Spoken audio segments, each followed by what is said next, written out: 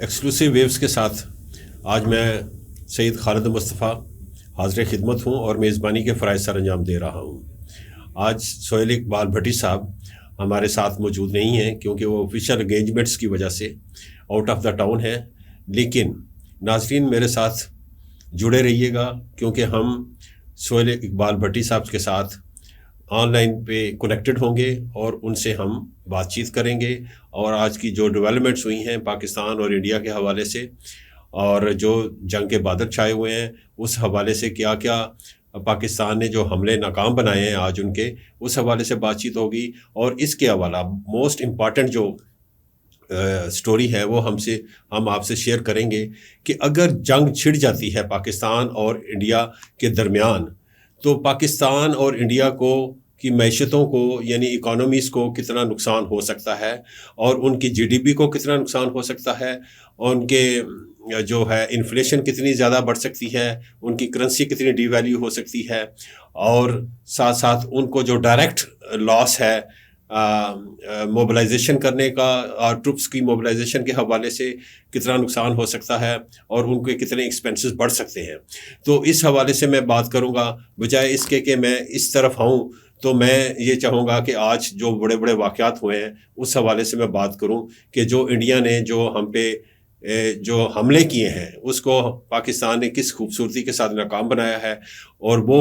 پہلا تو یہ ہے کہ انہوں نے ہم پہ سائبر اٹیک کیا، ہماری وزارتوں پہ انہوں نے جو امپارٹنٹ وزارتیں تھیں ناظرین انہوں نے ہم پہ اٹیک کیا، اور ہم نے بڑی ہی حکمت عملی کے ساتھ ان کو ناکام بنا دیا، کیونکہ ہمارا جو بھی سسٹم ہے وہ جتنی بھی ڈیولپڈ اکانومیز ہیں ان کے ایٹ پار ہے، اور سیفٹی سسٹم لگے ہوئے ہیں ہمارے نظام کو بچانے کے لیے، لہٰذا ان کے جتنے بھی سائبر اٹیکس تھے وہ ناکام ہو گئے۔ جو مودی ایڈمنسٹریشن نالاں ہوتی چلی جا رہی ہے اپنے ہی ملک کے اندر، کیونکہ وہاں پہ بہت ساری جو ٹاورنگ پولیٹیکل فگرز ہیں انہوں نے اب انگلیاں اٹھانی شروع کر دی ہیں کہ یہ جو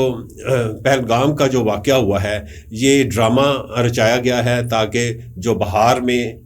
میں جو الیکشنز ہونے جا رہے ہیں اس کو کسی طریقے سے جیتا جائے۔ تو مودی جو ہے اس کی یہ اگر ریسنٹ پاسٹ کی ہسٹری دیکھیں تو ان کی جو منٹیلٹی ہے اور مائنڈ سیٹ ہے وہ ایسا ہی ہے کہ جب بھی کوئی وہاں پہ کسی بھی ریاست میں یا اوور آل پورے ملک میں جب بھی کوئی الیکشنز ہوتے ہیں تو پاکستان کو نشانہ بناتے ہیں اور پاکستان کے ساتھ جنگ کا اعلان کرنا چاہتے ہیں، اور کہتے ہیں کہ یہ جو واقعہ ہوا ہے یہ بھی پاکستان نے کروایا، ممبئی کا بھی پاکستان نے کروایا، اور اس کے علاوہ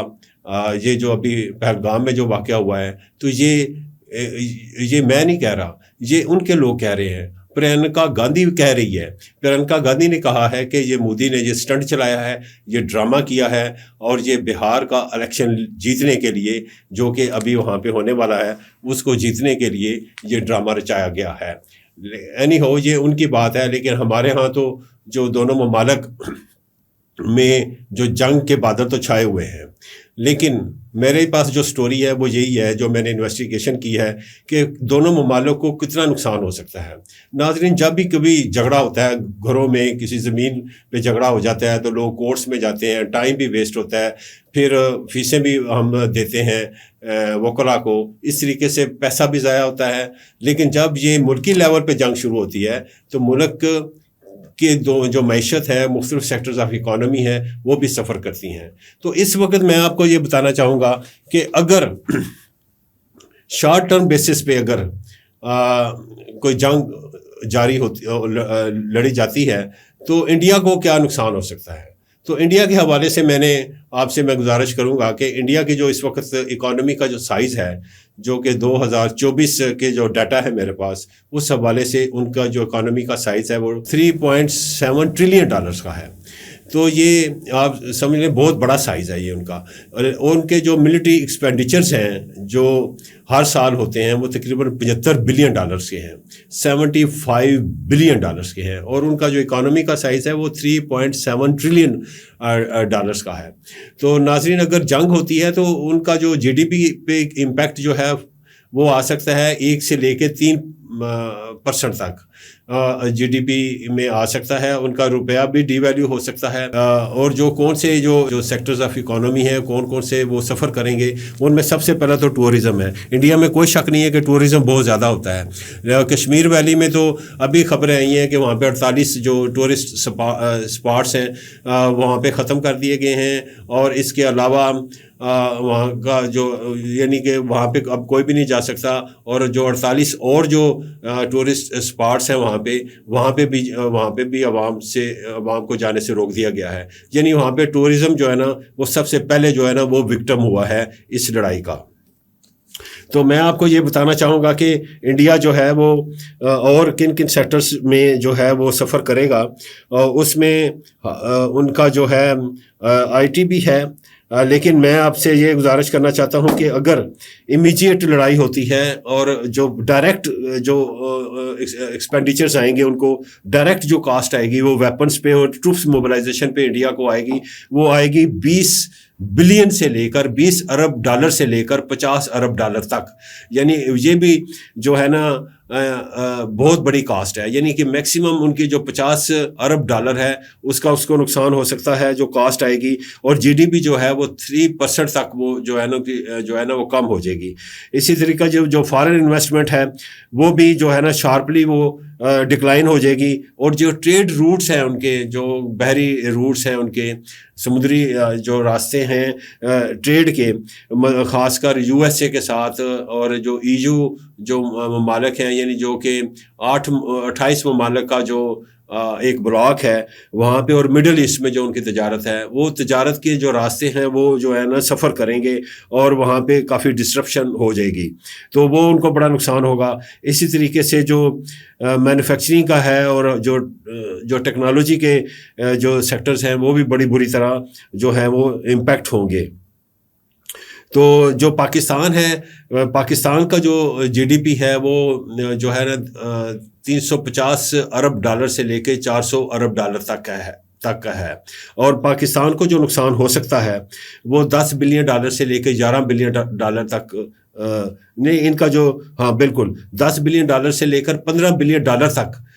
पाकिस्तान आर्मी को जो है ना वो कास्ट बेयर करनी पड़ेगी. और ये भी वही कास्ट है जो डायरेक्ट कास्ट आएगी हम पे, ये जो हमारे एक्सपेंडिचर्स हैं जो बढ़ जाएंगे. इसी तरीके से जो हमारा जो मिलिट्री बजट है वो जो सालाना है वो 10 से 11 बिलियन डॉलर्स का है जो पाकिस्तान का है. लेकिन मैं आपको ये एक और बात बताना चाहूँगा कि पाकिस्तान में जो डॉक्यूमेंटेड इकानमी है वो 350 बिलियन डॉलर से लेके 400 बिलियन डॉलर के दरमियान जो है ना वो आइसोलेट करती है. लेकिन जो अनडॉक्यूमेंटेड इकानमी का साइज़ है वो भी तकरीबन इतना ही है. लिहाजा हम कह सकते हैं कि हमारी जो अनडॉक्यूमेंटेड और डॉक्यूमेंटेड इकोनॉमी जो है उसको मिला लिया जाए तो 800 बिलियन डॉलर्स तक जो है ना हमारी इकोनॉमी का साइज़ हो सकता है. लिहाजा हमें घबराने की ज़रूरत नहीं है इस हवाले से कि हमारे जो है एक्सपेंसेस कितने आएंगे उस पर. और दूसरा ये है कि कौन कौन से जो एरियाज़ हैं डिस्टर्ब होंगे, और उसके हवाले से बात करना चाहूँगा. लेकिन बजाय इसके कि मैं उस हवाले से बात करूँ आपको, तो करेंसी के हवाले से भी बात करूँगा. करेंसी जो है पाकिस्तान की वो काफ़ी हद तक जो है ना वो जो है डेप्रिशिएट हो सकती है, और डॉलर अप्रिशिएट हो जाएगा, उससे महंगाई भी बढ़ेगी. और यही हालत जो है वो इंडिया में भी है. इंडिया का भी जो है ना करेंसी जो है वो वीकन होगी, लेकिन हमारी सीवियर किस्म की डिवैल्यूएशन हो सकती है. तो जो फॉरेन डायरेक्ट इन्वेस्टमेंट है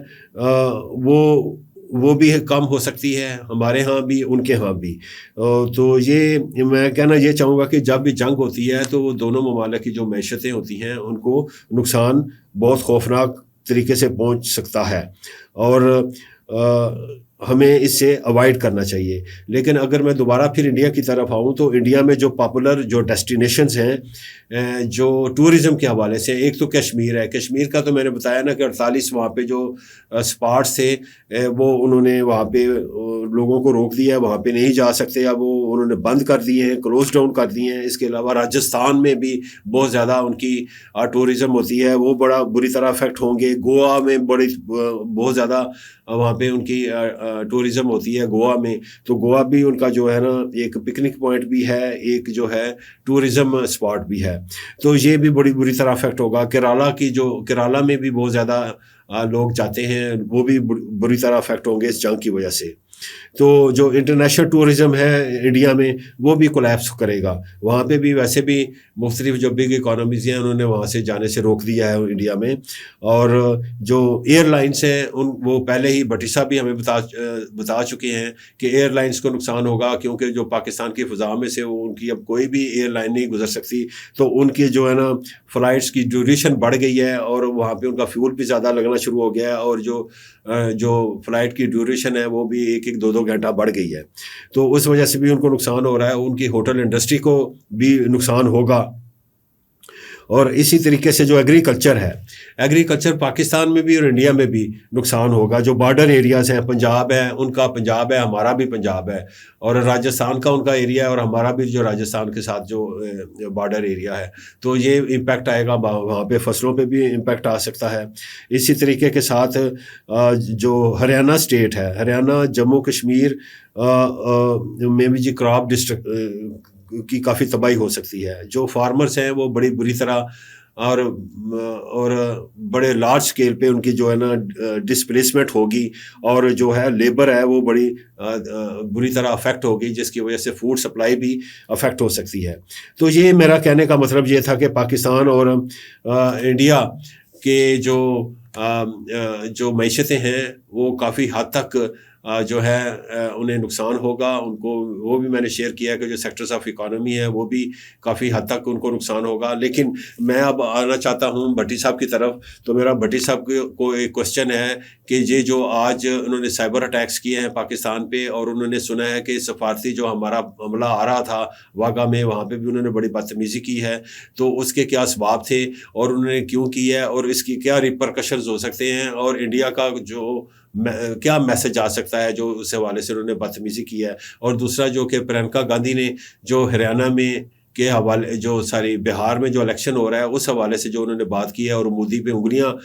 اس نے اٹھا دی ہیں کہ یہ جو پہلگام پہ جو انسیڈنٹ ہوا ہے اور یہ بیسیکلی ایک ڈرامہ رچایا گیا ہے. تو اس حوالے سے بھٹی صاحب آپ ہمیں بتائیں, ہمارے ناظرین کو بتائیں کہ یہ آپ کی کیا اس حوالے سے ہے اور آپ کیا کہنا چاہتے ہیں.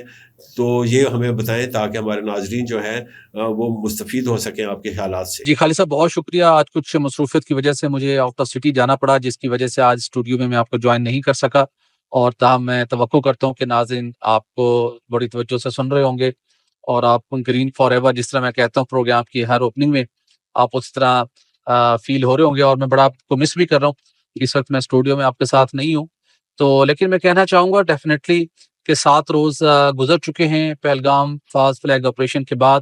اور نریندر مودی حکومت, ان کی پوری حکومت, ان کی فوج, انٹیلیجنس ایجنسیز